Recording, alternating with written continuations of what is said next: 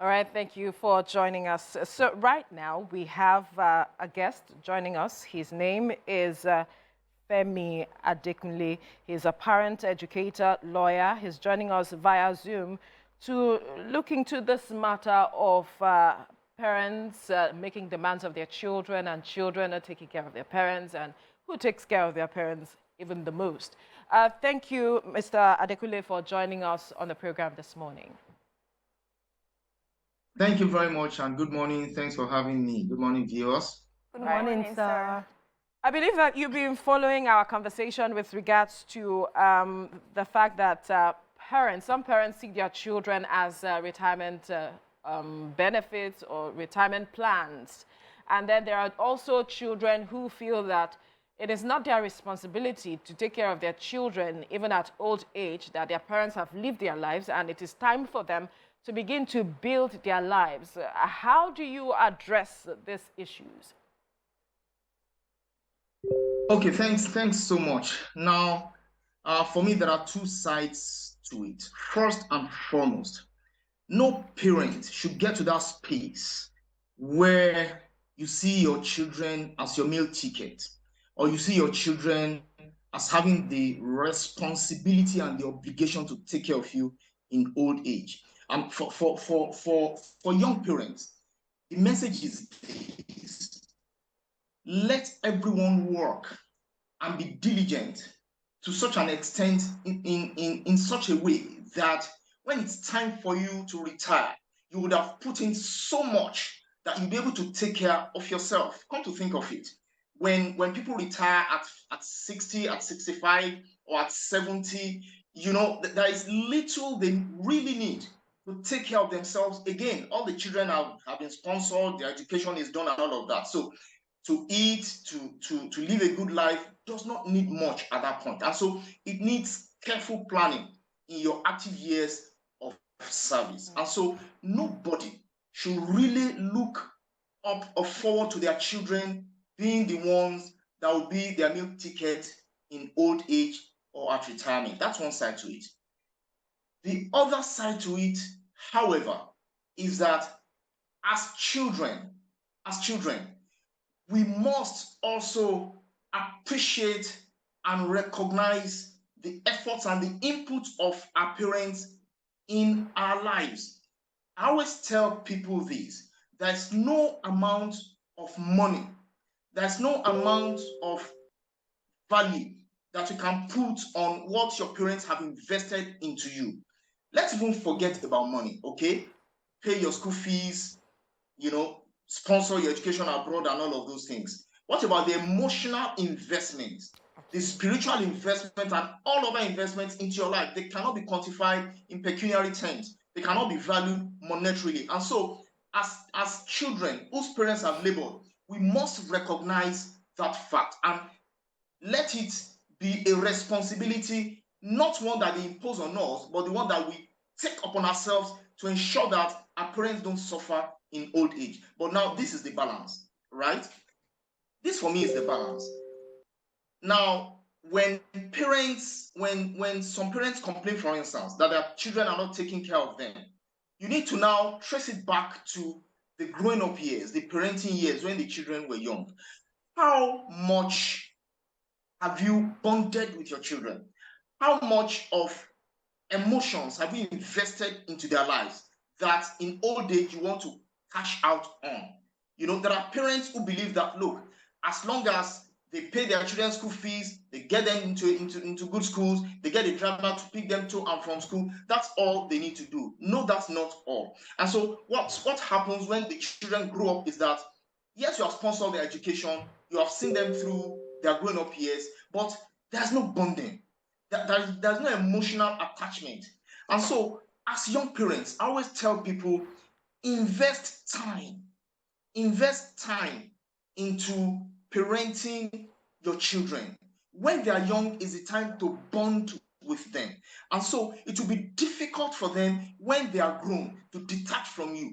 Detach from you in the sense that not that they will not be able to live their lives, but it will be difficult for them to forget you. It is the emotional and time investment into their lives that you will be drawing on in old age. And you see, it's not just even about money. When your children, maybe they're in New York, they're in Australia, wherever they are, call you, do a Zoom call, daddy, how are you? Mommy, how are you doing? It goes a long way than somebody just throwing money at you and then not even asking about your welfare. So for me, it's both ways. Thank you so much. So my question is, for parents who have missed this phase of their lives of having to bond or bonding with their children when they were younger, how do they rectify the situation now? What can be done to remedy that situation? You see, I have counseled with and encountered parents who have this challenge in their old age. It is to, you see, what has been done in most cases cannot be undone. You know, the harm, the damage that has been done sometimes is irremediable, is irreparable. However, parents that I have encountered, like I said, in this space, what they can do and what I advise them to do is to call their children and try to apologize. You see, there are things we do in error. There are things we do in ignorance, which go a long way to hurting our children. And so many children are in that place of hurt that they believe that, look, I have nothing to do with my dad again. I have nothing to do with my mother again. They have hurt me so much. But you see, there is a place for penitence, for repentance, such that you go to your children and apologize, whatever it is that you have done that has hurt them. Parents have to come down from their high horse and ensure that they apologize to their children for whatever it is that are the hurts and the pains of yesteryears that they have inflicted on them. In the same vein, as children, we have to come to that place where we need to forgive our parents. And you see, there's something, you know, called, I mean, as a Christian, that there's something we call a covenant obligation on the part of children to their parents. It is an obligation. No matter how bad, no matter how hurtful your parents have been towards you, right? Or how hurtful you feel towards your parents, there is a place where God expects that you have that covenant obligation towards them, you know, no matter what. And there's a place of blessing in it when you recognize and appreciate the fact that, look, this is my dad, this is my mom. I just have to forgive them and move on. Trust me, you'll find a lot of peace, inner peace in doing that. Okay. Thank you so much, Mr. Dekule. Thank you for that. So I'd like to ask, so I'm a fan of ensuring that we get it right from the foundation, but I'd like you to say in very specific terms, how can parents help boys to become responsible before they become adults? What are some measures that parents can put in place to ensure that their boy children, I know girls, we ask them to do chores, you send them around, you want them to handle decisions in the home, but so many times we don't want to bother the boys. We feel boys are busy, they know what they're doing. You know, there's this, let's give him time, let's give him time. So at what age do you advise that we start to make boys responsible in the home? Thank you, sir. Okay, I mean, talking about boys, right? We made that mistake as parents to stereotype our children along gender lines. And society also makes that mistake because, just like you rightly said, we believe girls have to do the chores, girls have to, you know, sweep the house, girls have to cook, girls have to be feminine and all of that. Whilst that is true to an extent, that must never be a rule of the thumb. Why do I say this? You see, there are some stereotypes that damage our children. You need to study your child very well. You need to come to that place where you understand the configuration of each child, whether male or female. And so when you have your children and you come to that space, you discover that some girls are even more inclined to doing masculine tasks in the house. I have a son, one of my sons, one of my twins, right? He loves cooking so much that I had to enroll him in a culinary school. Wow. And when he got to that school, people were asking, "You are the only boy in the class. What are you doing here?" But hey, that's his passion. He loves it. And so when I was growing up, my parents never discriminated in terms of which chores, you have to do as a boy or as a girl. We all did everything. I pounded yam, I make amala, I do everything. We all sweep the house. The girls, similarly, they do things that we also do. And so for the boy child, specifically now to your answer, it has to be teaching them responsibility. I tell my boys, for instance, they have an elder sister. Whatever this your sister has done to you, you must never raise your hand to say you want to slap her or to beat her or anything. I'm training them to be gentlemen who will respect women. In fact, one day, one of my twins, when they were much younger, came back from school and said there's this girl that used to harass her in school, used to slap her, used to beat her. I had to restrain myself, because I keep telling her she's a girl, you must never raise your hand on a girl. So we have to get to that place where we teach our boys how to be responsible. Because come to think of it, when you train a girl, there's so much emphasis on the girl child. When you, after investing all of those training on the girl child, hey, she's going to end up marrying a guy. What kind of commensurate training does a potential for as parents when we are training our barrick to a girl out there? Let it not be that a well-trained girl would end up marrying an untrained guy. And that would be a disaster for the marriage. Right. So I want to come back to the issue of adults who are hurting. Because some adults who take up this decision of not caring for their parents at old age, like you mentioned, are hurting, maybe because of how their parents raised them. Talking about some parents being very harsh, and so they were not friendly with their children. How would you expect them, or what would be your advice to those who find themselves hurting from childhood trauma, incidents at childhood? How should they unburden? How should they get this off their minds such that they can develop some level of compassion, not just for their parents, but for their children as well? Because one way or the other, it might be affecting their parenting skills towards their children. Yes, I mean, I said part of it earlier, that look, on both sides, the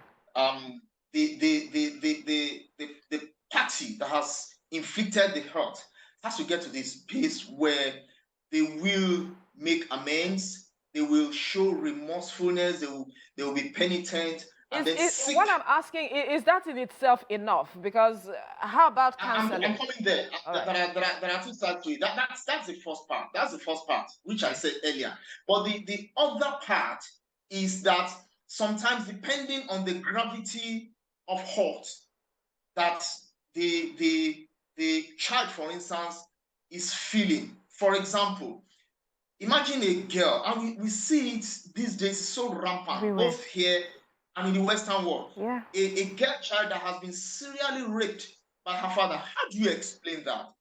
For crying out loud, mere apologies in old age can never sort that out. So the hurting child in old age, in adulthood, has to seek professional help.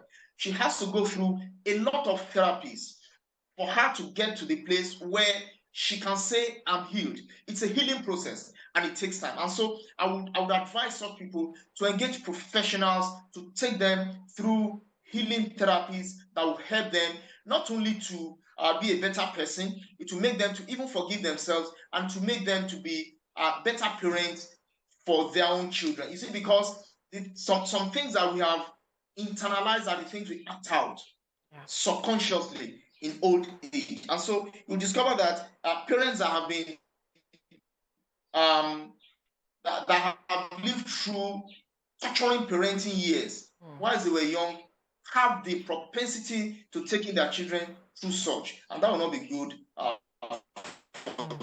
home. Right. Toby. Thank you so much, sir. Can you kindly speak to parents who are otting? Can you hear me? Yes, I can. Okay. Can you kindly speak to parents who are otting based on the behaviors of their children when they were young? I ask because sometimes, it's easy to point accusing fingers at parents, saying that our parents did not do X, Y, Z. But I know that there's some children who have become rebels, in quotes, and have treated their parents in fact, distasteful ways.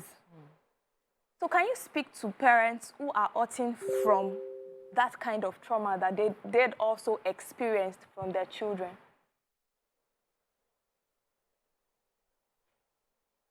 Okay. Parents that hurt. I remember I once wrote a piece on that. Now, when as a parent you're hurting from the action or inaction of your children, first and foremost, you have to put it in perspective. How old were your children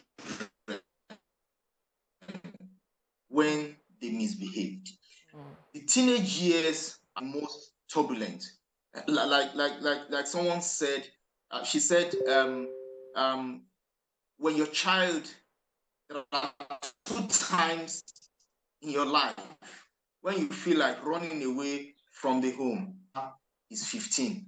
It's funny, but it's very true. Okay. Teenagers are a handful.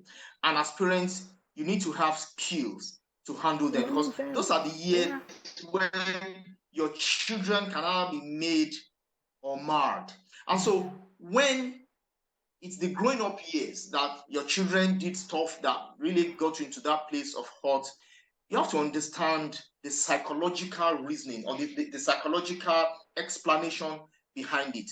That's a time where we have to be extremely patient with our children. That's a time patience has to mix with firmness. It's a skill that has to be acquired, but it's uncommon, because when your child is a teenager, the time that your child is a teenager, that's a time you may give up as a parent, but it's not the time to give up, because by the time they enter into their 20s, late 20s, they begin to reflect and realize and understand why dad or mom was so harsh or hard on me at that time, and they will grow to appreciate it. All of us have gone through it, trust me. I mean, except we don't want to confess to this.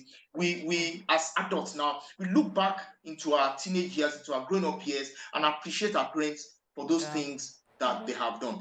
And so as parents, you have to understand what your child is going through, or what your child was going through at that time, so that you'll be able to bring yourself to the place where you will be able to understand and forgive that child.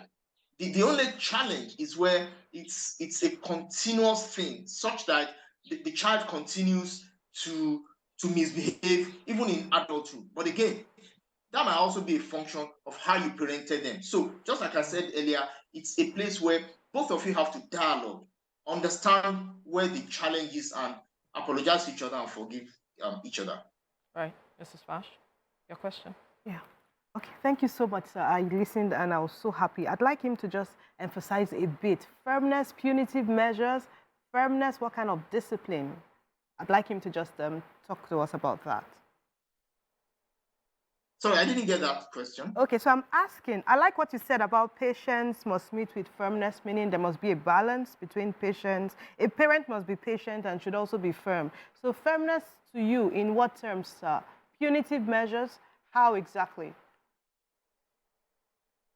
Okay, you see, when you're talking about discipline, no parent must abdicate that responsibility to discipline their children.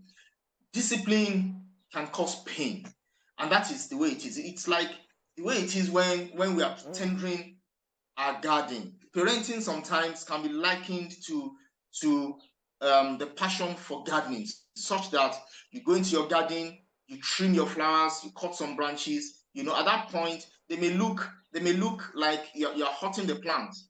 They may even look ugly, but give it another 2 or 3 weeks, you see how they blossom. But they can't also blossom unless you water them, and that's the way it is in parenting.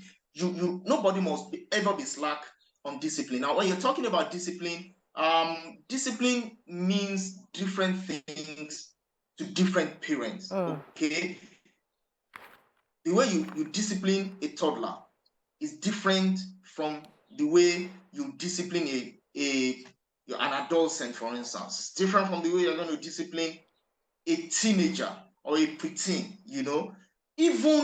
Even suckling babies, infants, 6 months old, 8 months old can be disciplined. I don't know if you agree with me. Let me set an instance, for example. Yeah, your little baby that is still sucking, right? And has grown just 4 teeth, bites the mother's nipples and looks into her eyes. What she will do? That tells you that They know. that baby knows what he has done. How do you discipline such a baby? She needs to be disciplined. How? The way she's looking at you, you to look at her sternly and use the finger to do this. No, you don't do that. Trust me, you are sending a message, because that is why we say some of the behavioral traits in children are congenital. Not all are learned. Some are inborn. That is why psychopaths, for instance, they are born with that trait. And so when you're talking about discipline, it depends on, from home to home, from parent to parent. But one thing is very clear: discipline and punishment are two different things. You discipline a child, you don't punish a child. When you discipline a child, it may look like punishment, but it becomes discipline when you not call the child to explain. I try as much as possible to do that to my children, my wife and I, all the time, to say that, look, do you know why you were disciplined? Do you know why I had to do X, Y, Z to you? It was because of this and this you did wrong. After all the crying, after all the sobbing, after all the throwing of tantrums, you drop back the child and explain, and then he, in his little or young as he or she is, will be able to understand that my dad actually loves me. So discipline has to be mixed with love for it to have effect. Now, that is one aspect that most parents are finding difficult, talking about love, loving their children. They don't express love to their children. They don't tell their children how much they love them. Now, when we're looking at matters of parents planning for their retirement and also the matter of love, how should they go about expressing love to their children? And also for young parents, how can they plan for retirement such that their children are not their retirement plans? 4 in 1. All at once. Yeah, two questions in one. Yeah. Yes. Now, I mean, we all know, as married people, we all know about these very popular sayings or teachings about the 5 love languages by, I think, Gary Chapman, and he also wrote another book talking about the love languages of children. It's the same thing. It's not just your wife or your husband that you need to speak their love languages to. You also have to know how to speak love languages to your children.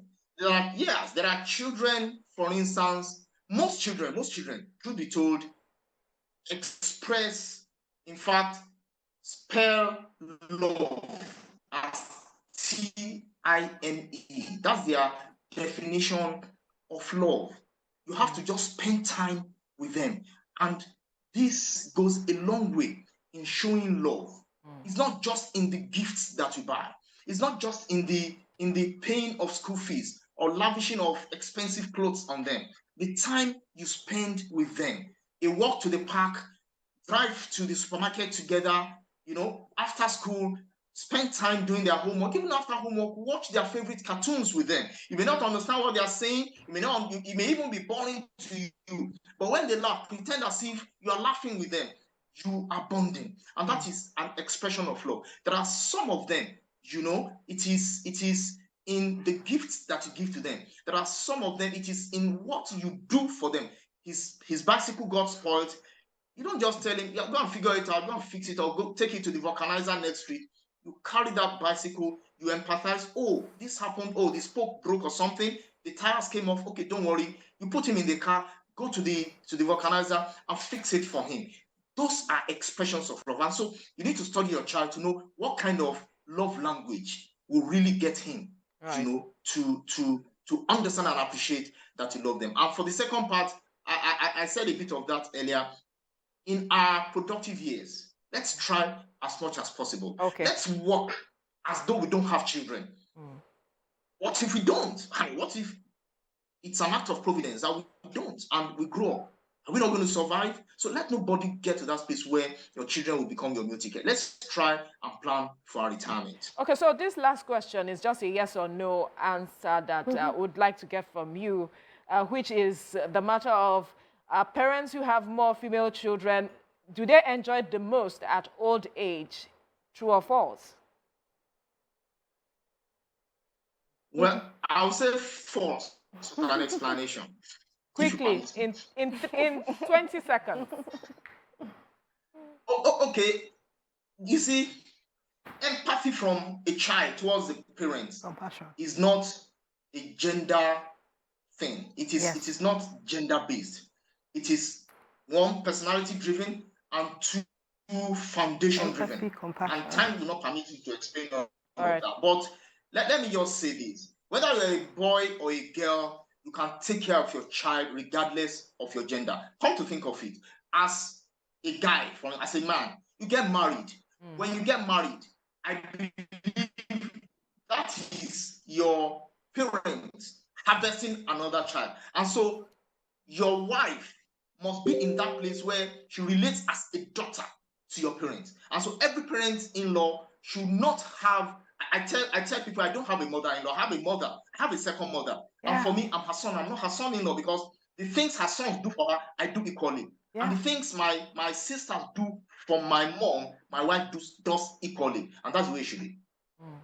All right, we'll leave it here now. We must thank you so much, Mr. Femi Adekunle, for your time on the program. It's been an interesting conversation. Parent educator as well as lawyer, for your time on the program. Thank you so much. Thank you, sir. Thank you. A pleasure. Thank you very much.